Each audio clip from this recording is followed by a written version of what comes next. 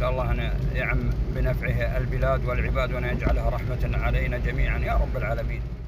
اللهم يا رب مع رذاذ هذا المطر، مع نزول هذا المطر، اغفر ذنوبنا ويسر امورنا واكتب لنا كل خير، خيري الدنيا والاخره، وارحم موتانا وموتى المسلمين يا رب العالمين. اللهم يا رب نقهم من الذنوب والخطايا كما ينقى الثوب الابيض من الدنس. اللهم يا رب ارحمهم برحمتك يا رب العالمين. اللهم يا رب انزل عليهم نورا من نورك واوسع مدخلهم يا رب العالمين. اللهم اجمعنا بهم في جنات النعيم يا رب العالمين.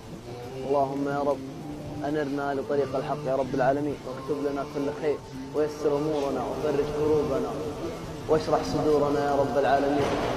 اللهم يا رب اشف مرضانا ومرضى المسلمين. اللهم يا رب اشف مرضانا ومرضى المسلمين، واقض الدين عن المدينين، واقض الدين عن المدينين يا رب العالمين. رب ارحمهما كما ربياني صغيرا.